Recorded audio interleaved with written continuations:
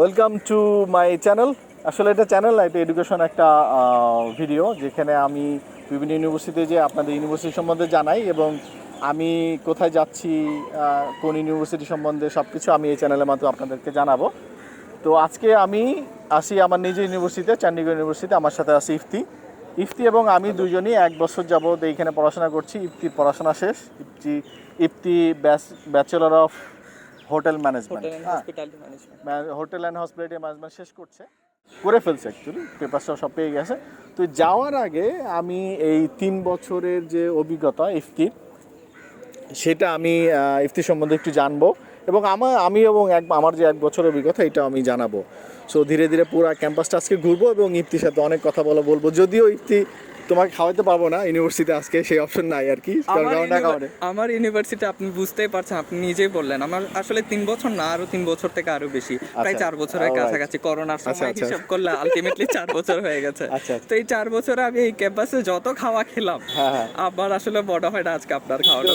পাঞ্জাবি খাওয়া কেমন লাগছে আর কি? পাঞ্জাবি খাওয়া অবভিয়াসলি ভালো, বিশেষ করে ননভেজ। যদিও ননভেজ তারা খুব কম খায়, তবে ননভেজ খাবার আমার খুব ভালো লাগে। ক্যাম্পাসের পরিবেশ কেমন লাগে তোমার কাছে? যদি ক্যাম্পাসের পরিবেশ আজকে যদি আমি বলি, বলার থেকে বরং দেখানোটা বেটার হবে। আমার কাছে অবভিয়াসলি শুরু থেকেই সবকিছু ভালো লাগে। আচ্ছা আচ্ছা, সেটাই। তো দুই একটা প্রশ্ন দিয়ে আমরা শুরু করি। ইফতির যে এক্সপ্রেশন দেখেই মনে হচ্ছে যে আসলে সে খুব এক্সাইটেড সবকিছু বলার জন্য, সবকিছু জানানোর জন্য। তো আগে জানার ইফতির এই ইউনিভার্সিটি সম্বন্ধে জানার আগে জেনে আসি ইফতির আসলে বাংলাদেশে কোথা থেকে পড়াশোনা করেছে, হ্যাঁ, তাই সেখানে কি অভিজ্ঞতা ছিল এবং তার কি ইচ্ছা ছিল। ইফতি, ঠিক আছে। আমি আসলে এসএসসি দিয়েছি, এসএসসি এইচএসসি দুটাই আমার চট্টগ্রামে, যেহেতু আমি চট্টগ্রাম থেকে। সো আমি এসএসসি দিয়ে হচ্ছে ম্যারনসন স্কুল অ্যান্ড কলেজ থেকে, তারপরে এইচএসসি দিয়ে আমি আপনার সাউথ এশিয়ান কলেজ চিটাগং থেকে। তো দেওয়ার পরবর্তীতে আমার নর্মালি যেটা হয় যে কিনা ডিফারেন্ট কিছু নিয়ে পড়াশোনা করার ইচ্ছা ছিল, যেটা কিনা খুব গতানুগতিক হবে না। আমার প্র্যাকটিক্যাল নলেজের প্রতি আমার খুবই অ্যাট্রাক্ট হয় আমি বেসিক্যালি। সো এই প্র্যাকটিক্যাল নলেজ আছে এমন কিছু সাবজেক্ট আমি চুজ করতে চেয়েছিলাম। তো ফাইনালি ডিসাইড করি হোটেল অ্যান্ড হসপিটালিটি ম্যানেজমেন্ট নিয়ে পড়বো। আর যেহেতু দেশের সুযোগ সুবিধা এই ব্যাপারে খুব কম, বিশেষ করে প্র্যাকটিক্যাল নলেজের ক্ষেত্রে, তো আমি চুজ করলাম, ভাবলাম ইন্ডিয়ায় পড়াশোনা করি। পরবর্তীতে আমি এটা নিয়ে সার্চ করি। আচ্ছা, অন্য কোনো দেশ রেখে আপনি মানে তুমি কেন ইন্ডিয়া চুজ করলে আর কি? অন্যান্য ছিল, মালয়েশিয়া ছিল, চায়না ছিল, ইউএস ইউকের কথা আলাদা। আচ্ছা, তুমি পুরোটাই বলো কেন ইন্ডিয়া? সেটাই, আপনার পুরো কোয়েশ্চেনটা আসলে খুবই ইন্টারেস্টিং। ইভেন এই প্রশ্নটা আজকে প্রায় 4 বছর ধরে আমি এখানে আছি, এই প্রশ্নটা আমি সব থেকে বেশি ফেস করলাম। সবাই India, why CU and why I choose this subject and why in India. So basically the thing is, আমাদের ক্ষেত্রে হয় কি, যারা আমরা মিডল ক্লাস ফ্যামিলির আছি, সব থেকে বড় যেই ব্যাপারটা সেটা হচ্ছে যে আমি কোয়ালিটি এডুকেশন, আমি আমার যতটুকু কস্টিং বিয়ার করতে পারবো ওটার উপর আমি কোন ইউনিভার্সিটি চুজ করবো, কোন দেশ চুজ করব। শুরুতে বলে দিই, আমি আসলে ইউরোপে চেষ্টা করেছি, যেহেতু আমাদের সাবজেক্টটার ডিমান্ড সব থেকে বেশি আপনার ইউরোপে, এটা আমরা সবাই জানি। সো ইউরোপিয়ান কিছু কান্ট্রিতে আমি অলরেডি মেইল করি, কিছু ইউনিভার্সিটির সাথে কথা বলি। পরবর্তীতে দেখি আসলে সুযোগ সুবিধা সবই ঠিক আছে, বাট যে এক্সপেন্স যেটা, সেটা আসলে খরচটা অনেক বেশি। এটা যদি আপনি দেখেন প্রায় কোটির কাছাকাছি চলে গেছে। ও মাই গড, এটা 4 বছরের কোর্স বা আমাদের মানে আমরা যে এভারেজ ফ্যামিলি থেকে আসছি ঢাকায়, সেক্ষেত্রে আসলে একটু টাফ। সেটা আসলে অনেক টাফ। চিটাগং কি একই অবস্থা সবার জন্য? অবভিয়াসলি অলমোস্ট সেমই। দেশের প্রাইভেট ইউনিভার্সিটিগুলো আপনি বুঝতেই পারছেন যে কিনা হয়তো অত বেশি না, বাট তাও অনেক কষ্ট। তা এখন ব্যাপারটা এইদিকে যে কস্টের ব্যাপার। তো আমি চেয়েছিলাম আসলে আমি যদি ইভেন দেশেও যদি কোনো প্রাইভেট ইউনিভার্সিটি পড়ি, ওই টাকার আশপাশেই যদি আমি দেশের বাইরে কোথাও পড়তে পারি, তাহলে কোন দেশ চুজ করবো। তো সেই ক্ষেত্রে আসলে সব থেকে বেশি যেটা হেল্প করে ইন্ডিয়ার ক্ষেত্রে, সেটা হচ্ছে আমাদের দেশ যেহেতু সার্কভুক্ত দেশের মধ্যে একটা, এই সার্কভুক্ত দেশগুলোর জন্য ইন্ডিয়া অনেক সুযোগ সুবিধা প্রদান করে, লাইক ইভেন আমার অনেক আফগানি ফ্রেন্ড বা নেপালিস ভুটানিস যেসব ফ্রেন্ড আছে তাদের ক্ষেত্রেও সেম, শুধু যে বাংলাদেশিরা উপকৃত হচ্ছে তা না, সার্কভুক্ত সব দেশগুলি। তো এইসব দেশের স্টুডেন্টই এখানে সব থেকে বেশি। আর এটা তো আমি পরবর্তীতে জানতে পারি। তো আগে যেটা জানতে পারি সেটা হচ্ছে সার্কভুক্ত দেশ হিসেবে আর আমার রেজাল্টের উপর ভিত্তিতে আমাকে যে স্কলারশিপ প্রদান করা হয় ইউনিভার্সিটি থেকে, সেটাতে আমি টোটালি স্যাটিসফাইড ছিলাম। আর আমি আসলে টু বি অনেস্টলি মানে তুমি এখানে স্কলারশিপ নিয়ে পড়াশোনা করতে আসছো? স্কলারশিপ নিয়ে পড়াশোনা করছে। তো কিছু ক্ষেত্রে কত পার্সেন্ট স্কলারশিপ? আমি আপনার 50% স্কলারশিপে পড়াশোনা করছি। আচ্ছা আচ্ছা, তাহলে কেমন প্রতি সেমিস্টারে অথবা 3 বছরে কেমন আসে তোমার খরচ? 3 বছরে আমি ওইভাবে যদি কাউন্ট করা হয় আমার 40,000 এর একটু কম। আর 3 বছর টোটাল খরচটা বলো আর কি, বাংলাদেশি স্টুডেন্ট অনেকে জানতে চায় যে টোটাল খরচ 3 বছরে ব্যাচেলর কত লাগবে। ব্যাচেলর সেক্ষেত্রে আমার 2,30,000 রুপিসের মধ্যে হয়ে যায়। মানে আরেকটা জিনিস বলে রাখি, ইন্ডিয়াতে ব্যাচেলর ডিগ্রি এখন পর্যন্ত 2020 পর্যন্ত 3 বছরে আছে, হয়তো 21-22 অথবা 23 থেকে হয়তো 4 বছরে হবে, এরকম নিউজ পাওয়া গিয়েছে। হতে পারে, আমিও শুনেছিলাম এমন কিছু। আচ্ছা ঠিক আছে, আমরা ইফতির সাথে অনেক আরো কথা বলবো, হাঁটতে হাঁটতে আমরা পুরো ক্যাম্পাস দেখি, আরো কথা বলি। ইফতি চলো যাই। ওকে।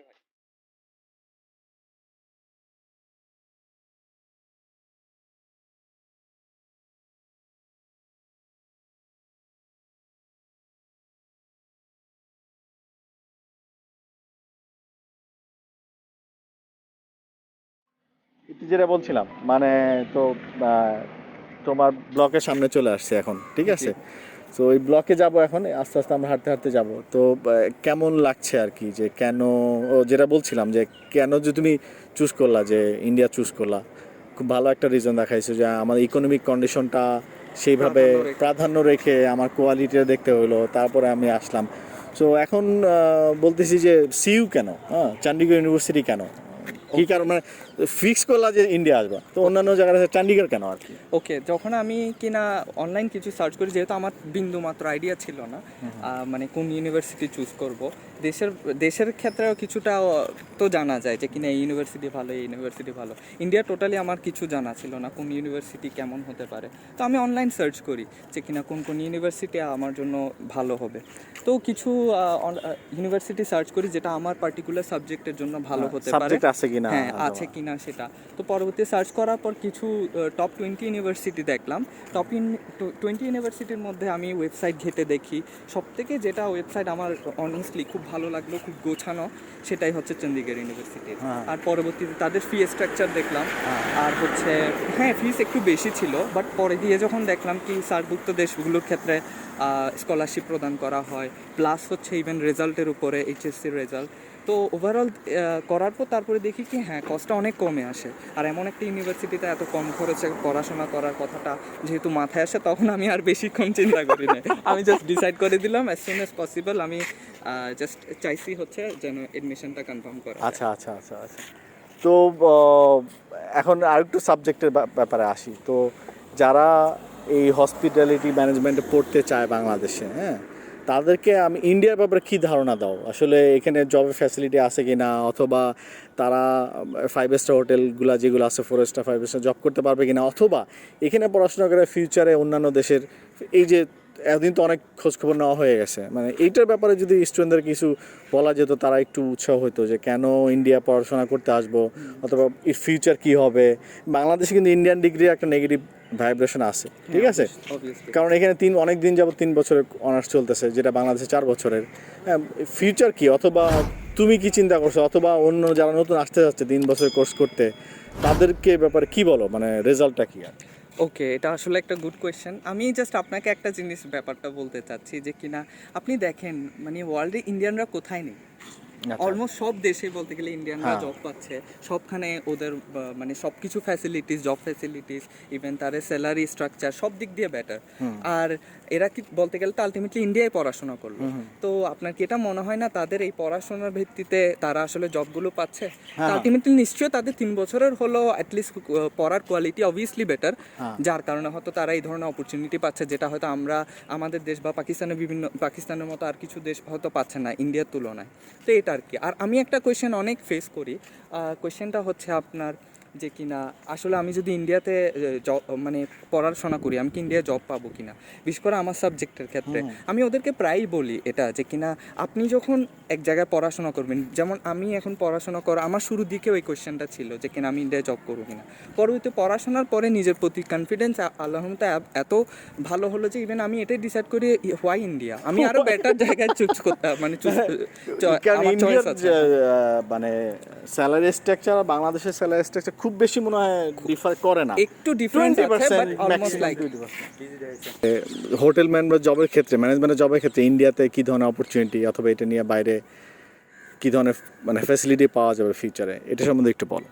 আচ্ছা, হোটেল ম্যানেজমেন্ট নিয়ে বাংলাদেশ থেকে যারা পড়তে চায় তাদের ক্ষেত্রে এটা বলতে পারি, বেসিক্যালি ইন্ডিয়া চুজ করার ক্ষেত্রে আমি তো বললামই প্রথমে যে কি ইন্ডিয়া হোটেল ম্যানেজমেন্ট নিয়ে যদি পড়তে চায় সেক্ষেত্রে প্র্যাকটিক্যাল নলেজের উপর বেশি ফোকাস করা হয়। আর আমাদের সাবজেক্টটা এটা, আপনার থিওরিটিক্যাল যতই জ্ঞান থাকুক আপনার প্র্যাকটিক্যাল নলেজ যদি আপনার ক্লিয়ার না থাকে অন্য অনেকের থেকে আপনি পিছিয়ে থাকবেন। এখানে কি কি মেজর আছে, কি কি প্র্যাকটিক্যাল হয়? প্র্যাকটিক্যাল বলতে বেসিক্যালি হোটেল ম্যানেজমেন্ট আমাদের এখানে 4টা মেইন পার্ট হোটেল ম্যানেজমেন্টের, যেটা কিনা শুরুতে নর্মালি সবাই যেটা জানে যে ফুড প্রোডাকশন, ঠিক আছে। আর বাকি যে 3টা মোটামুটি জানা কম থাকে সেগুলো হচ্ছে আপনার ফ্রন্ট অফিস, হাউসকিপিং আর হচ্ছে ফুড অ্যান্ড বেভারেজ, ঠিক আছে। এই 4টা ডিপার্টমেন্ট। কোনটা ছিল?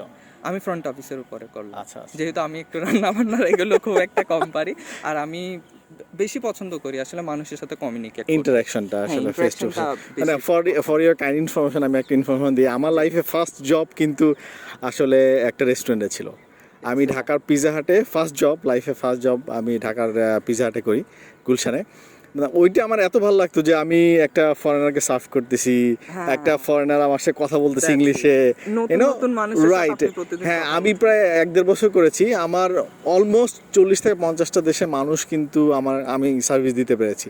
তো ওদের অনেক সময় দেখা গেছে খাওয়া শেষে আমার সাথে 5-6 মিনিট কথা বলতেছে, কালচার এক্সচেঞ্জ করতেছে, এটা সো রিয়েলি আমার খুব ভালো লাগতো। আমার মনে হয় সেটা তোমারও লাগে। সেটা অবভিয়াসলি। আর আপনি যেটা বলছেন সেটা আমার ক্ষেত্রে একটু ভিন্ন, কারণ হচ্ছে আপনি যেটা বলছেন সেটা হচ্ছে আমাদের ডিপার্টমেন্টের হিসাব করলে সেটা হচ্ছে আপনার ফুড অ্যান্ড বেভারেজে। রাইট। আমারটা আপনি অনেকটা যদি বোঝার ক্ষেত্রে বলি তাহলে আমারটা এই রিসেপশন টাইপের বলতে পারেন। রিসেপশনটা একটা ফ্রন্ট ডেস্কের, হ্যাঁ ফ্রন্ট ডেস্কের একটা পার্ট, যদি আরো অনেক ব্যাপার এটা আমি জানি না, তুমি জানো।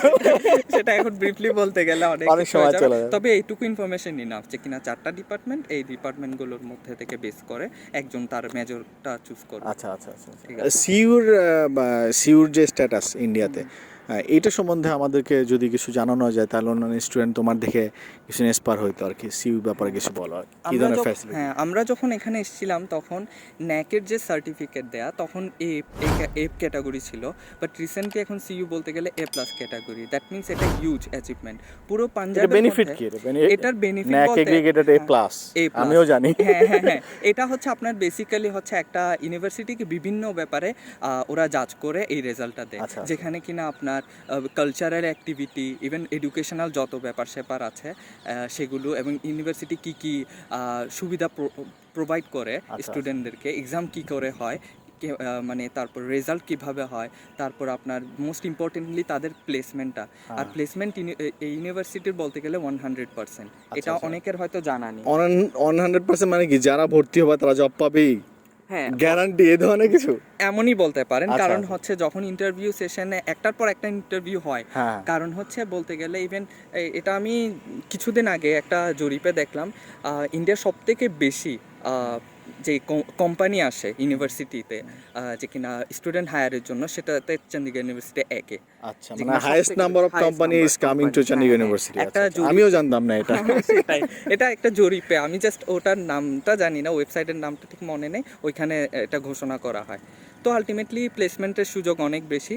আর আপনি একটা কোয়েশ্চেন করেছিলেন যে কিনা হোটেল ম্যানেজমেন্ট স্টুডেন্টদের জন্য এই ইউনিভার্সিটি কেন, তো সেই ক্ষেত্রে আসলে আমি বলেই দিলাম যে প্র্যাকটিক্যাল নলেজের উপর বেশি ফোকাস করা হয়। আমিও এটার উপরে ইমপ্রেস হয়ে বলতে গেলে এই ডিপার্টমেন্টে আসা এখানে। আচ্ছা, আমরা কি 2-একটা ভিডিও দেখাই দিব মাঝখান দিয়ে, যে চন্ডীগড় ইউনিভার্সিটির যে মানে হোটেল ম্যানেজমেন্টের ফ্যাসিলিটি কী কী আছে এর মধ্যে আমি দিয়ে দিব, সো আপনারা দেখতে পারবেন আসলে ফ্যাসিলিটিগুলো কী কী আছে। তো চলো যাই, আরও একটু সামনে যাই, আমরা ইউনিভার্সিটির বিভিন্ন জায়গায় ঘুরে দেখাই আর কি অবস্থা।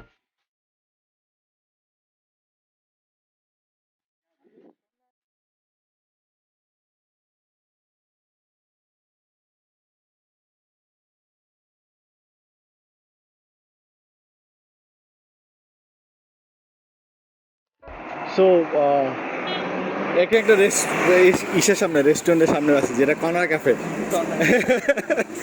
কর্নার ক্যাফে দেখা যাচ্ছে, একটু কর্নার ক্যাফেটা দেখাই আমরা। হ্যাঁ, কর্নার ক্যাফে যেটা ব্লক 2 নিচে। তো এখানে কত স্মৃতি তোমার, মানে সে ব্যাপারে একটু বলি, তারপর অন্য কোশ্চেনে যাই আর কি। সেটাই, বেশিরভাগ ক্ষেত্রে আসলে কর্নার ক্যাফে হয় আপনার লাস্ট আজকে 1.5 বছর আগে। আচ্ছা, আচ্ছা। এর আগে কর্নার ক্যাফে ছিল না, আই মিন কাজ চলছিল তখন। আচ্ছা আচ্ছা। তো কর্নার ক্যাফে আমার পরে অবশ্যই স্মৃতি, যেহেতু আমার যদি কোথাও খেতে যাওয়া লাগে অবভিয়াসলি এটাই ফার্স্ট প্রায়োরিটি আচ্ছা, রাখবে। আচ্ছা, আচ্ছা। যদিও আমরা যদি দেখতে পারি এখানে কর্নার ক্যাফে আর এখানে আরো অনেক কিছু, অনেক শপ আছে খাওয়ার মানে জন্য, restaurant আছে। ইভেন হ্যাঁ অনেক রেস্টুরেন্ট আছে এখানে আছে আপনার। তারপরে ব্লক 9-এ আমরা Block যে 3 দিক তে থেকে আছে। আসলাম, ব্লক 3-তে আছে, আপনাদের ওইদিকেও তো আছে। আই মিন আমার ওইদিকে অনেক বেশি। অ্যাটলিস্ট স্টুডেন্ট এত বেশি আর খাবার চাহিদাও এত বেশি যে কিনা আর ব্লক 3 নিচে কিন্তু এটা চিপ, অনেক চিপ, অনেক মানে রিজনেবল প্রাইস অনেক বেটার। বাট সেই ক্ষেত্রে কিন্তু এদিকে একটু এক্সপেন্সিভ, একটু expensive. Expensive, but food quality obviously hotel ম্যানেজমেন্টের পাশে কোয়ালিটি আচ্ছা, অবভিয়াসলি ভালো হবে। হবে। সো সেই ক্ষেত্রে অবশ্যই আমি শুনেছি এখানে ভিসি আর ট্রান্সলেটর খাবার যায়। হ্যাঁ এখান থেকে তারা প্রদান আচ্ছা, করে। আচ্ছা। ইভেন মাঝে মাঝে এমনও হয় যে কিনা সিনিয়র যারা আছে ওদের টিচারদের তত্ত্বাবধানে ওরা নিজেরা করেই আচ্ছা, খাবারের কথা যেহেতু আসলো, আমি একটা স্টুডেন্ট হিসেবে চণ্ডীগড়ে খাবার কেমন অথবা কিরকম খরচ আসে, বাইরে থাকলে কিরকম খরচ আসে, অথবা হোস্টেলে থাকলে ক্ষেত্রে সেটা হোস্টেল এবং বাইরে দুটো ব্যাপারে একটু যারা আসতে চায় তাদেরকে একটু হোস্টেলের ক্ষেত্রে বলতে গেলে আসলে হোস্টেলের তো একটা আপনার ইয়ারলি আপনার পে করে দেওয়া লাগে। দ্যাট মিনস হচ্ছে আপনি ভর্তি শুরুতে যদি পে করেন সেটা আপনার আসার আগেই বা এসেই আপনার থেকে উইদিন এ উইক আপনার পে করে দেওয়া লাগবে, আর হচ্ছে আপনি আসার আগেই পে করে দিবেন। আর এটা আপনার হচ্ছে বিভিন্ন ক্যাটাগরি আছে, যেমন হচ্ছে কেউ হয়তো 3 সিটার এসিতে থাকে, আবার কেউ হয়তো 4 সিটার নন এসি, সেই ক্ষেত্রে একটু 19-20 হয় টাকার ব্যাপারটা। এসি নিতে বলবো না, এসি না নিতে বলবো। এটা পার্সন টু পার্সন ডিপেন্ড আচ্ছা, করে। আচ্ছা। লাইক হ্যাঁ এটা ঠিক, আমার একটু কষ্ট হয়ে যায় এসি ছাড়া। আচ্ছা, ফুডের ব্যাপারে ফুডের ব্যাপারে বলতে গেলে এটা ইন্টারেস্টিং অনেক, কারণ হচ্ছে টু বি অনেস্ট এটা শুধু এই ইউনিভার্সিটি না, পৃথিবীর সব জায়গায় আপনি কোনো জায়গায় যাবেন সেক্ষেত্রে ফুড কোয়ালিটি আপনার শুরুতে ঠিকই ভালো লাগবে, বাট আস্তে আস্তে গ্র্যাজুয়ালি আপনার আসলে ওটা ভালো না লাগাটা আপনার কাজ করবে। কেন? সেটা হচ্ছে আমাদের ইউনিভার্সিটিতে হোস্টেলে যে ফুড প্রোভাইড করা হয় সেটা হচ্ছে আপনার সাইক্লিক মেনু, আচ্ছা, হুইচ মিনস হচ্ছে সেম মেনু। হ্যাঁ সেম মেনু। সাইক্লিক মেনু আপনার একটা সপ্তাহের মধ্যে আপনার সাইক্লিক মেনু ওরা চুজ করে। আর সেক্ষেত্রে হচ্ছে দ্যাট মিনস আপনি স্যাটারডেতে, সাপোজ স্যাটারডেতে আপনি ব্রেকফাস্টে যেটা খেলেন, লাঞ্চে যেটা খেলেন বা ডিনারে যেটা খেলেন, সেটা আপনার নেক্সট উইকে সেম খাবারই পড়বে। সেম স্যাটারডে এভরি স্যাটারডেতে সেম খাবার, এভরি সানডেতে লাইক দ্যাট অনলি। সো এটা হয় কি আপনার ফার্স্ট 20-25 দিন খুব ভালো লাগবে খাবার, এরপর আপনার সেম খাবার আপনার থেকে অরুচি চলে আসবে। বাইরে খাবারে যারা বাইরে ইউনিভার্সিটির বাইরে থাকে, ইউনিভার্সিটি আমি পার্সোনালি প্রেফার করি বাইরে থাকাটা। শুরুর দিকে আমি বলবো অবভিয়াসলি হোস্টেলে থাকা বেটার, কারণ হচ্ছে যেহেতু আপনার সব কিছু চেনা জানা থাকবে না। বাট হোস্টেলে থাকা অবস্থা আমরা আস্তে আস্তে এদিকে ঘোরাঘুরি করতে করতে আস্তে আস্তে বুঝতে পারি যে কিনা কোথায় কি আছে। আর পাঞ্জাবি কমিউনিকেশন আস্তে আস্তে আমাদের আমরা গ্র্যাব করা শুরু করি। সো এটার কারণে বুঝতে পারি যে হ্যাঁ বাইরে আমাদের সার্ভাইভ করা ইজি হবে। আর বাংলাদেশি হিসেবে কস্টিং কেমন আসে বাইরে?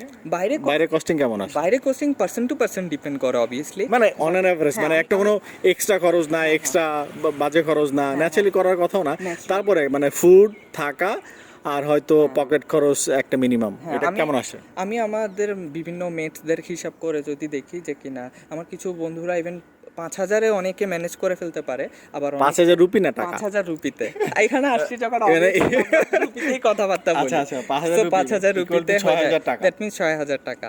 হ্যাঁ, তো ওইটার মধ্যেও কভার করে ফেলে অনেকে। আবার আমি এমনও দেখলাম যে কিনা 32,000 থেকে তারা মাসে খরচ করে, এমনও আমি 32,000 রুপি এরকম। এটা পার্সন টু পার্সন ডিপেন্ড করে, বাট অ্যাভারেজ যদি হিসাব করেন লাইক আমরা যেভাবে খরচ করি সেটা যদি হয় আমার যেমন আপনি 7,500 থেকে 8,000 রুপির মতো খরচ হয়। মানে ইচ্ছা করলে 5-6,000 মধ্যে রাখা যায়, কিন্তু এক্সট্রা একটু খরচ করলে হয়তো 2-1,000 টাকা একটু ফ্লেক্সিবল। ঠিক আছে, হতে চান সেক্ষেত্রে 8,000 রুপির মানে মতো, মাঝে মাঝে একটু কেএফসি খাওয়া, একটু একটু মুভিতে যাওয়া, মাসে 10,000 থাকা খাওয়া শুধু সবগুলো, মানে একটু কেএফসি একটু মুভি। আর হ্যাঁ মাসে একবার মুভি দেখতে যাবেন বা তারপরে কেএফসি বা আদার পিজা হাতে খাওয়া দাওয়া করবেন, তো এর মধ্যে হয়ে যায়। আচ্ছা ঠিক আছে, আমরা আরো বেশি কথা বলবো, দেখি স্পোর্টসের গ্রাউন্ডের দিকে যাই। শিওর চলেন।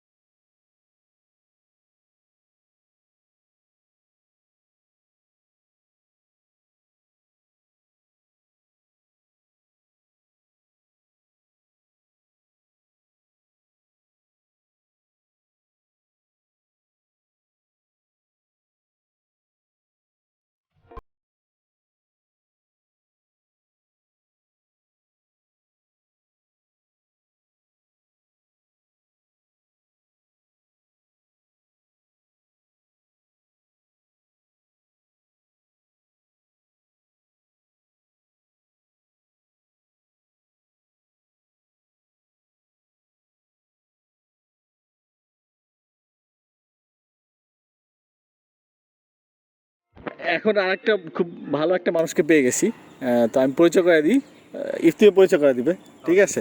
সো মিস্টার রাহাত ভাই আমাদের চিটাগাংয়ের গাই, আপনার দুইজনই চিটাগাংয়ে না? আচ্ছা আচ্ছা, খুব ইন্টারেস্টিং ভাই, দুইজনই চিটাগাংয়ে পেয়ে গেছি। রাহাত ভাই মেকানিক্যাল ইঞ্জিনিয়ারিংয়ে আমার সেম ব্লকেই পড়াশোনা শেষ করছে, এবার pass out BSc in mechanical engineering. তো আমাদের রাহাত ভাইয়ের সাথে পরিচয় হন। ইফতি পার্সোনালি রাহাত ভাইকে আমি খুব ভালো করে চিনি, যেহেতু রাহাত ভাইয়ের ডে 1 থেকেই রাহাত ভাই আমার রুমমেট, স্টিল নাও এখনো। ইভেন আমি যদি যাই আমার লাস্ট রুমমেট রাহাত ভাই থাকবে। সো শুরু থেকে বলতে গেলে এটাই, ভাইকে পার্সোনালি খুব ভালো করে জানি, অনেক ব্যাপার স্যাপার আমাদের। আপনার থেকে কতটুকু লম্বা? আমার থেকে না, পেটে তো এত বেশি না, মাত্র 6 ফিট 3। আমি তো বসে আছি, দেখতেছেন আমি 4 ফিট 3 হতেই পারি না। তাও কিন্তু বসে থাকলেও কিন্তু বোঝা যাচ্ছে যে কতটুকু সামনে আছে তো ক্যামেরার জন্য এটা। আচ্ছা, আমরা সিইউ নিয়ে কথা বলছিলাম, ইন্ডিয়ান এডুকেশন নিয়ে কথা বলছিলাম, কেমন লাগছে। সো আপনার থেকে একটু জানতে চাচ্ছি যে আপনিও পাস আউট করে যাচ্ছেন, তো পাস আউট করে যাও হোটেল ম্যানেজমেন্ট থেকে পড়ছে, আপনি মেকানিক্যাল থেকে পড়ছেন, পাস আউট করে যাওয়ার পরে একজন বাংলাদেশি স্টুডেন্ট হিসেবে এদের কি ভবিষ্যৎটা কি, মানে এরা কোথায় যাবে? বাংলাদেশে ফেরত যাবে, না বিভিন্ন ইন্ডিয়াতেই পড়াশোনা করবে মাস্টার্স লেভেল, না বাইরে যাবে? মানে ম্যাক্সিমাম স্টুডেন্ট কী করে, অথবা আপনাদের আগের জেনারেশন কি করেছে, অথবা আমি বলবো যে 70% স্টুডেন্ট কী করে এটি একটু বলেন। 30% আমি হয়তো গ্রেস মার্কে রেখে দিলাম, ম্যাক্সিমাম স্টুডেন্ট কী করে? কি করে এটা সম্পূর্ণ ব্যক্তিগত বিষয়, তবে আমার মতে যখন কেউ একটা সাহস করে মানে দেশ ছেড়ে অন্য দেশে আসে, তখন তার কিন্তু একটা এক্সপেকটেশনও বেড়ে যায় যে আমি এতটুকু যদি আসতে পারি তাহলে আরেকটু আগাতে পারি। আচ্ছা আচ্ছা, এই এক্সপেকটেশন কাজ করে। আর দেশ এখানে পড়ালেখা করার পরে যখন সোসাইটি, এখানকার এনভায়রনমেন্ট এবং ইন্টারন্যাশনাল যে ফ্লেভার পাবে, তার একটা কনফিডেন্স লেভেলটা বাড়বে, যেটা বাংলাদেশে হয়তো নর্মালি কোনো বিশ্ববিদ্যালয় থেকে যদি আপনি পড়াশোনা করেন তাহলে ওই যে কালচারালটা কমন বা মানুষের সাথে কথা বলা যে অ্যাটিটিউড সেটা কমন থাকবে। বাট এখানে এসে আমরা একটু ডিফারেন্ট কালচার পাচ্ছি, পার্সোনাল ইন্টারন্যাশনাল অনেক ফ্রেন্ড হচ্ছে, নট অনলি ইন্ডিয়া, আচ্ছা আচ্ছা, মানে অল ওভার দ্য ওয়ার্ল্ডের অনেক স্টুডেন্ট পাচ্ছে, কানেক্টিভিটি বাড়তেছে। তো কানেক্টিভিটি বাড়লে অন্যান্য দেশে, ইন্ডিয়ার বাইরে অন্যান্য দেশের যে সুযোগ সুবিধা আছে সেই বিষয় নিয়ে আমরা জানতে পারি। তো অপরচুনিটিও আরও ওপেন হয়ে যায়। তখন দেশে যাওয়াটা মানে কয়েকটা স্টুডেন্টের জন্য বোকামি, আর কয়েকটা স্টুডেন্টের জন্য পিঠ থেকে যায় যে দেশে না গিয়ে আর পারতেছে না, কারণ তার লিমিটেড একটা ছিল টার্গেট যে আমি এত বছর পর্যন্ত বাইরে পড়াশোনা করবো, তারা আবার দেশে চলে যাবে। দেশে গিয়েও কিন্তু তারা ভালো কোম্পানিতে সেটেল হতে পারবে। আর এটা আর কি ডিপেন্ড করে পুরোটা রেজাল্টের উপর এবং কি নলেজ সে নিল। এমন না যে বিদেশে পড়লাম আমাকে চাকরি দিবে। ম্যাক্সিমাম কোয়েশ্চেন আমার কাছে আসে অনেক নতুন নতুন স্টুডেন্ট, ভাই আপনার ইউনিভার্সিটি থেকে পাশ করলে আমি চাকরি পাবো? তো এটা একটা কমন কোয়েশ্চেন, নিজেকে কোয়েশ্চেন করা যে আমি যদি পড়ালেখা না করে শুধু একটা মানে এখানে যদি আপনি মার্কস পান 40% পেয়ে যদি পাসও করে নেন, কোনোভাবে পাস করে নিলে 40-50%, তাহলে আপনার নলেজটা তো আমার মনে হয় না এত। এইটা কারণ কি, মানে যারা আপনি বলতেছেন 40% পাইলো 50% পাইলো পড়াশোনা, তো আমার মনে হয় না যে চণ্ডীগড় ইউনিভার্সিটি পড়াশোনা খারাপ। তাহলে 40-50% পাওয়ার কারণ কি? আমি 30% স্টুডেন্টের কথা বলতেছি, যে 100 জন আসলে হয়তো 30 জন 40% পাচ্ছে, 20 জন 40% পাচ্ছে, ওই 30 জন কেন 40% পায়?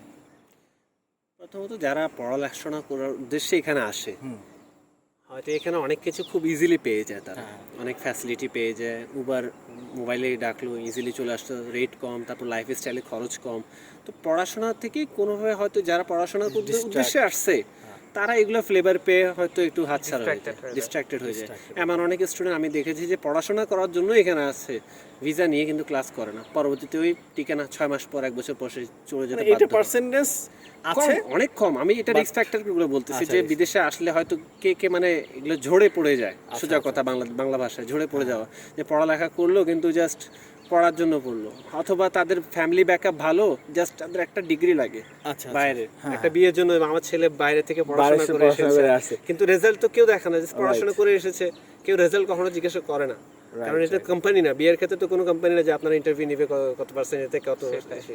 তো ওই সে এখানে কি করে গেছে না করে গেছে এটা তো কেউ দেখে না। অনেকের টাকা আছে তো জাস্ট একটা স্ট্যাটাস পাওয়ার জন্য, হয়তো ব্র্যাক ইউনিভার্সিটি যদি বলেন বাংলাদেশ থেকে, সেখান থেকে যদি সে পাস আউট করে, তাহলে ওই ফ্যামিলিটাও দেখলো যে ব্র্যাক ইউনিভার্সিটিতে আমার ছেলে যদি পড়াশোনা করে যে খরচটা আসতেছে, দেশের বাইরে ইন্ডিয়া পার্শ্ববর্তী দেশ ইন্ডিয়া, সেখানে পড়াশোনা করে কিন্তু খুব অল্প টাকায় পড়াশোনা করলো আর বিশাল একটা এক্সপিরিয়েন্স ঢাকার প্রাইভেট ইউনিভার্সিটি যেগুলো আছে, মানে আমি যদি প্রথম 10টা বলি, নর্থ সাউথ থেকে শুরু করে তো ইউনাইটেড ড্যাফোডিল অথবা Asian, Shanta Maryam, east West, প্রথম 10টা 10টা ইউনিভার্সিটিতে যে খরচ, এখানে মনে হয় সেম খরচ?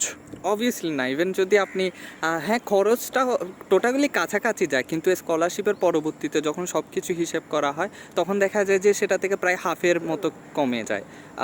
তো আপনি কি মনে করেন, আপনার মেকানিক্যালে যারা পড়ে, হয়তো আসানুল্লাহ অথবা আপনার সাউদে অথবা ড্যাফোডিলে অথবা ইউনাইটেডে, এরা কি সেম খরচ এখানে পায় নাকি? মানে আমি যদি কম্পেয়ার করি টাকা এবং এডুকেশন কোয়ালিটি, ইন্ডিয়ার A+ ক্যাটাগরি যে ইউনিভার্সিটি আর বাংলাদেশে প্রথম 10টা ইউনিভার্সিটি, আমি এই দুইটা কম্পেয়ার করি, যে এখানকার A+ ইউনিভার্সিটি আর ওইখানকার প্রথম 10টা সারির প্রাইভেট ইউনিভার্সিটি, টাকার দিকে এবং কোয়ালিটির দিকে চিন্তা করলে কোনটা বেটার? আমাদের গভর্নমেন্ট ইউনিভার্সিটি যদি কথা বলে, যে না প্রথম 10টা প্রাইভেট ইউনিভার্সিটি, না প্রাইভেট ইউনিভার্সিটির সাথে আমি তুলনা করব না, কারণ ইঞ্জিনিয়ারিং এর প্রাইভেট ইউনিভার্সিটি বাংলাদেশ আর প্রাইভেট ইউনিভার্সিটি আদার কান্ট্রি তুলনা করা হচ্ছে ইন্ডিয়াকে শুধু ইন্ডিয়া এবং ইন্ডিয়ার ক্ষেত্রে ইন্ডিয়া প্রাইভেট ইনস্টিটিউটে যে সাপোর্ট আছে, ল্যাব সাপোর্ট বা অন্যান্য যে সাপোর্ট আছে, এটা বাংলাদেশের প্রাইভেট ইউনিভার্সিটিতে নাই বললেই চলে। এমনকি অনেক ইউনিভার্সিটি ইউজিসি অ্যাপ্রুভ, তারা জানেই না যে একটা মেকানিক্যাল ইঞ্জিনিয়ার পড়ানোর জন্য কি কি মেশিন লাগে। হয়তো সবাই জানে মেকানিক্যাল মানে লেদ মেশিন, তো একটা লেদ মেশিন এনে যা শো অফ করে যে আমাদের কাছে মেশিন আছে, বাট আমাদের শুধু লেড মেশিনে লিমিটেড না, লেড মেশিন তো এসএসসি ভোকেশনাল 9-10 যারা পড়ে তাদেরকে শেখানো হয়। আমাদের তো আর একটু অ্যাডভান্স লেভেল, তো সেই মেশিনগুলো মেবি হায়ার করতে আমাদের বাংলাদেশে যেগুলো প্রাইভেট ইউনিভার্সিটি আছে, যাদেরকে আমি সোজা ভাষায় বলবো একটা ফ্ল্যাট বাড়ি নিয়ে নিল, একটা একাডেমিক বিল্ডিং বানিয়ে নিল, এটা কিন্তু ইউনিভার্সিটি হয়তো আপনি বিবিএ এমবিএগুলো করতে পারবেন বা সিএসইও করতে পারবেন, একটা ল্যাপটপ একটা কম্পিউটার একটা সিস্টেম সেট আপ রাখলে হয়। বাট মেকানিক্যালের জন্য হিউজ একটা ল্যাব থাকা দরকার। এই যে পাশে আমাদের যে বিশাল একটা ল্যাব আছে, এই ল্যাব যখন কেউ ঢুকবে তখন বুঝবে যে, তখন জিজ্ঞাসা করবে এটা কোন ডিপার্টমেন্ট, নিজে একটা ফ্লেভার পাবে যে হ্যাঁ আমি মেকানিক্যাল ডিপার্টমেন্টে আসলাম। বাট আপনি নর্মালি যদি একটা ব্লকে যান যেখানে ক্লাসরুম আছে, সেখানে আপনি প্রাউডলি বলতে পারবেন এটা আমার ডিপার্টমেন্ট। ইভেন মানে আমি বলি, আমার ব্লকের নিচে, ব্লক 3 নিচে একদিন দোতলায় মানে সিঁড়ির উপর দিয়ে ওঠার পরে দুই পাশে যে ধরনের মেশিন আছে, আমি মানে ঠান্ডা হয়ে গেছি যে এটা কি মেশিন। তো আমার কাছে মনে হলো যে মোবাইল ম্যানুফ্যাকচার করতে পারবে অথবা মাইক্রোচিপ ম্যানুফ্যাকচার করতে পারবে অথবা খুব 3D প্রিন্টার টাইপের খুব বড় বড় মেশিন আর কি। আমার মনে হয় ব্লক 3 নিচে কয়েকটা ল্যাব আছে। একটা অ্যাডভান্স লেভেলের একটা মেশিন আছে, সেটা হচ্ছে রিভার্স ইঞ্জিনিয়ারিং। হয়তো যারা বুঝেন আমি তাদেরকে বলি, রিভার্স ইঞ্জিনিয়ারিং মানে একটা আমার কাছে অবজেক্ট আছে, সেটা কে ইনভেন্ট করছে সেটা আমাদের জানা নেই, আমি জাস্ট অবজেক্টটা পাইলাম, বাট আমাকে এটা বানাতে হবে যদি আমি একটা চ্যালেঞ্জ তো ওই ডিজাইনটা আমি রিভার্স করবো। আমাদের কাছে সেই মেশিনটা আছে যেটা পুরো 3D স্ক্যান করে পুরো ডিটেইলি করে আমি একটা ডিজাইন বের করতে পারবো, দেন আমি ম্যানুফ্যাকচারে যেতে পারবো। তো এটা কিন্তু একটা অ্যাডভান্স লেভেল, খুবই ভালো একটা জিনিস আর কি। তো ইফতির যে মানে ছিল ল্যাব ছিল, মানে হোটেল ম্যানেজমেন্ট আমরা যেটা বাংলাদেশে বুঝি আর কি, হোটেল ম্যানেজমেন্ট মানেই যে একটা কিচেন থাকবে, ওইটাই তার ল্যাব। ঠিক আছে, সো এই ব্যাপারে একটু এক্সপ্লেন করলো ভাইয়া, যেরকম বললো যে বাংলাদেশে একটা মেকানিক্যাল ইঞ্জিনিয়ারিংয়ের ল্যাব মানে একটা লেদ মেশিন, হ্যাঁ ঠিক আছে, আর হোটেল ম্যানেজমেন্ট মানে একটা যে একটা কিচেন থাকলো। আমি অনেক ইউনিভার্সিটি দেখছি, ইভেন আমি যে ইউনিভার্সিটিতে পড়ে আসছি, আমি হোটেল ম্যানেজমেন্টে যে পোস্টগুলো দেখছি, হ্যাঁ তারা দেখি শুধু কিচেনেরই এই সাদা ড্রেস পরে অ্যাড দিচ্ছে, আমি কিচেনে বানাচ্ছি। সো এইটার ব্যাপারে একটু খুলে বলো যে বাংলাদেশের ওই রেস্টুরেন্ট মানে কিচেন যে ল্যাব থেকে বেরিয়ে আসে এখানে কি পাইছো? না অবভিয়াসলি একটা, আপনি যেহেতু ওই কিচেন রিলেটেড কথা বললেন, সেই ক্ষেত্রে এটা বলতে পারি যে কিনা কিচেন ডিপার্টমেন্টটা নর্মালি ফুড প্রোডাকশনের হয়ে থাকে। আর ফুড প্রোডাকশন আপনি যদি ল্যাবেও যান, আপনি পরবর্তীতে হয়তো আপনি ক্যাম্পাসের ভেতরে যেসব ফুড প্রোডাকশনের যেসব ভিডিও আছে আপনি পরে শেয়ার করে সবাইকে দেখাতে পারেন। আপনি তখনই নোটিস করবেন সেখানে আসলে এমন কিছু আপনি দেখবেন হয়তো আপনি আপনার লাইফে কখনো দেখেননি এমন ইনস্ট্রুমেন্ট, কারণ এগুলো বেশিরভাগ ক্ষেত্রে আপনার 5 স্টার প্রপার্টিগুলোতে ইউজ করা হয়। এটা নর্মালি কারো বাসায়ও থাকে না, ইভেন আপনি অনেক সেলিব্রিটির বাসায়ও এইসব পাবেন না সেই সব ক্ষেত্রে। সো ওইখানে একটা ইউটেন্সিলস আর ইকুইপমেন্টের মধ্যে ডিফারেন্স আছে। আমরা যেগুলো নর্মালি মাথায় আসে এইসব ইউটেন্সিলসের কথা আসে, আর ইকুইপমেন্ট যেগুলো আছে সেগুলো হেভি ইকুইপমেন্ট। আচ্ছা, আমি যেহেতু রেস্টুরেন্টে প্রথম থেকে কাজ করেছি, আমার কিছুটা নলেজ আছে, একদম খুবই নমিনাল আর কি। সেটা হলো যে ওয়াক ইন চিলার বলতে একটা জিনিস আছে, হ্যাঁ, যে চিলারের ভিতরে মানুষ হাঁটে আর কি, হ্যাঁ। তো এইটা কি এখানে আছে কিনা? টু বি অনেস্ট আমি যখন আমার ফার্স্ট ইয়ারটা আমি ফুড প্রোডাকশন নিয়ে করি, পরবর্তীতে হয় কি আমার তো ডিপার্টমেন্ট চেঞ্জ হয়ে যায়। আপনি এটা আরো ভালো নলেজ পাবেন যারা কিনা ফুড প্রোডাকশন নিয়ে মেজর করে। আপনি কিন্তু আমাকে ফ্রন্ট অফিস নিয়ে জিজ্ঞেস করতে পারেন, যেহেতু এটা আমার ডিপার্টমেন্ট। আচ্ছা, ফ্রন্ট অফিসের আমি বলি তাহলে মানে কি ধরনের ফ্যাসিলিটি পেয়েছো তুমি এখানে ফ্রন্ট অফিসে? এখানে আচ্ছা, প্রত্যেকটা ল্যাবের কথা যখন বললাম, আমি তো আপনাকে শুরুতে বললাম যে আমার কোর্সটা পুরোপুরি প্র্যাকটিক্যাল নলেজের উপর বেস করা। সো প্রতিটা পার্টিকুলার ডিপার্টমেন্টে যে আমাদের সাব ডিপার্টমেন্ট আছে, যে 4টা বললাম, ওই সাব ডিপার্টমেন্টগুলোতে আপনার প্রত্যেকটারই ল্যাব আছে। তো ফ্রন্ট অফিসের ক্ষেত্রেও আমার ল্যাব আছে, যেখানে কিনা আমার ফ্রন্ট অফিসের আপনার রিসেপশন থেকে শুরু করে বাকি সব কিছু আমার জিআরই বা আদার যেসব আছে বা ক্যাশিয়ার রিলেটেড, তারপরে হচ্ছে আপনার ওভারঅল সব কিছুই যদি হিসাব করা হয়, প্রত্যেকটা জিনিসের ব্রিফলি নলেজ দেওয়া হয়, যেটা কিনা প্র্যাকটিক্যালি খুবই একটা ভালো জিনিস এটা। আচ্ছা, আরেকটা জিনিস আমি আমাদের ইভেন রোল প্লেও করা লাগতো। রোল প্লে করা এটা খুবই একটা গেস্টকে কিভাবে ফেস করা হয়। হ্যাঁ, ক্লাসগুলো অনেক মজার হতো, যেহেতু আমাদের নিজেদেরকে সব প্লে করা হচ্ছে। সো আলটিমেটলি সব নলেজ দেওয়া হয়। সো প্রতিটা পার্টিকুলার সাব ডিপার্টমেন্টেরই আপনার ল্যাব আছে, যেখানে কিনা ইকুইপমেন্ট থেকে শুরু করে যা যা লাগে সব ফ্যাসিলিটি দেওয়া হয়। আচ্ছা, রাহাত ভাই থেকে আমি আরেকটা জিনিস জানতে চাবো, সেটা হলো যে বাংলাদেশের, আমি জানি না আপনি প্রাইভেট ইউনিভার্সিটির ব্যাপারে কতটা জানেন বাংলাদেশে, তারপর আমি জিজ্ঞেস করছি। বাংলাদেশে আমি যতটুকু ঢাকা সিটিতে প্রাইভেট ইউনিভার্সিটি যতগুলো দেখেছি, আমি সবগুলোতেই, আমি নর্থ সাউথে গিয়েছি, আমি ইস্ট ওয়েস্টেও গিয়েছি, ব্র্যাকেও গিয়েছি, ডেফিনেটলিতে আমি পড়ছি, তারপর ইউনাইটেডে ধানমন্ডি ক্যাম্পাসে গিয়েছি। এদের যে এক্সপোজারটা আর কি, এদের যে সিস্টেমের একটা সিস্টেম আছে যে ওদের এখানকার যে ক্লাস সিস্টেমটা, এখানে সকাল 9টা থেকে বিকাল 4টা পর্যন্ত ক্লাস হচ্ছে। আপনি মাস্টার্সে পড়েন আর আপনি ব্যাচেলারে পড়েন, ডাজেন্ট ম্যাটার, 9:30 থেকে আপনার 4টা পর্যন্ত ক্লাস। এটা বাংলাদেশে নাই, আমি পাইনি আর কি। ঠিক আছে, তো আপনার কি মনে হয় যে এটা এক্ষেত্রে কি বাংলাদেশ আগায় আছে নাকি পিছিয়ে আছে? কি করা উচিত? আপনার এই প্রেশারটা কি দেওয়া উচিত স্টুডেন্টদের, ইন্ডিয়ায় যে প্রেশারটা দেয় আর কি 9:30 থেকে 4টা পর্যন্ত? প্রত্যেক ইউনিভার্সিটির উপর ডিপেন্ড করে তারা কিভাবে পড়ায়। এখন এখানে যদি ক্লাসের প্রেশার বাড়িয়ে তারা যদি মনে করে যে আমি স্টুডেন্ট এত প্রেশার ফিল না করে সব কিছু ভালো মতো পড়াশোনা করতে পারতেছে, তাহলে এরা রাইট। আর আমাদের দেশে যদি সিস্টেমটা বলি যে তারা 3 ঘন্টা ক্লাস করে যদি সব কিছু বোঝাতে পারে, তাহলে দে আর রাইট। এখন ব্যাপারটা হচ্ছে যে আমি কোনো জায়গায় যদি একটু বেশি সময় দিই, তাহলে আমি বেশি কিছু পাওয়ার আশা পাই, যে হ্যাঁ একটু বেশি সময় দিলাম তাহলে আমি কিছু পাইলাম। ইন শর্টে যদি আপনি নলেজ গেইন করতে চান, তাহলে তো মানে আমি মনে করি যে কিছুটা মিসিং থেকেই যায়। আচ্ছা আচ্ছা আচ্ছা, এই ক্ষেত্রে আমি একটা জিনিস অ্যাড করতে চাই, যেটা আমি পার্সোনালি ফেস করলাম। সেটা হচ্ছে, এটা আমরা টাইমটা আসলে দেখতে পাচ্ছি যে, কিন্তু টাইমটা কিভাবে ব্যয় করা হচ্ছে সেটা যদি আমি একটু ব্রিফলি বলতে চাই, তাহলে আপনি নোটিস করবেন যে কিনা প্রত্যেকটা সাবজেক্টেরই, আমাদের ক্ষেত্রেও ইভেন অন্যান্য ডিপার্টমেন্টেও, আপনার হচ্ছে একটা থিওরি ক্লাস থাকবে, আরেকটা সেটার প্র্যাকটিক্যাল থাকবে। থিওরি ক্লাস যেটা থাকবে সেটা হচ্ছে আপনার 50 মিনিটের, দ্যাট মিনস একটা পিরিয়ড। বাট প্র্যাকটিক্যালটা কিন্তু হবে আপনার 2 পিরিয়ড বা 3 পিরিয়ড। সো দ্যাট মিনস আপনি যেটা শিখছেন সেটা কিন্তু আপনাকে ব্রিফলি প্র্যাকটিক্যালি শেখানো হচ্ছে। সো অবভিয়াসলি আপনি যদি দেখে শিখতে যান এত কয়েকজন স্টুডেন্টের সাথে, আপনার অনেক কোয়েশ্চেনও থাকতে পারে। আপনি দেখে শেখা, আপনার করে শেখা, সেক্ষেত্রে অবভিয়াসলি আপনার টাইম বেশি লাগবে। আর যেটা বাংলাদেশের বিভিন্ন ইউনিভার্সিটি সেটা প্রোভাইড করতে পারছে না বলেই হয়তো টাইমটা একটু কম হয়ে যাচ্ছে। যে কোনো ক্লাসে 45 মিনিট এই অবস্থা। সেখানে থিওরিও আছে, আপনার প্র্যাকটিক্যাল আছে। প্র্যাকটিক্যালটাই আপনার বেশিক্ষণ হয়। যেমন আমাদের বেশিরভাগ ক্ষেত্রে হতো যেগুলো 3 ক্রেডিটের, সেগুলো হতো আপনার 3টা বা 4টা পিরিয়ড এরকম হতো। তাই আসলে টাইমটা বেশি লাগে। আচ্ছা, ঠিক আছে, আমরা মানে অনেক কথাই বললাম। রাহাত ভাইকে অনেক ধন্যবাদ, ইফতিকে অনেক ধন্যবাদ যে আমাকে স্পেশালি অনেক সময় দেওয়ার জন্যে। আর আমাদের পিছনে আছে ইমরান আমাদেরকে অনেক সময় দিয়েছে। সো আমরা পরবর্তীতে ইমরানকে হাই বলে, সবাই হাই বলে দিই ইমরান।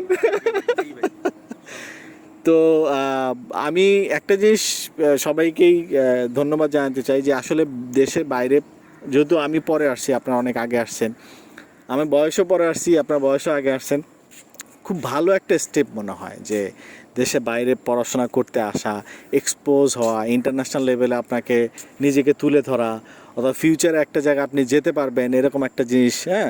তো এই জিনিসগুলো কিন্তু আমার কাছে মনে হয়েছে যে ইম্পর্টেন্ট একটা মানুষের জন্য আর কি। ঠিক আছে, তো ঠিক আছে, ধন্যবাদ সবাইকে। পরবর্তীতে হয়তো কোনো একটা জায়গা আবার দেখা হবে।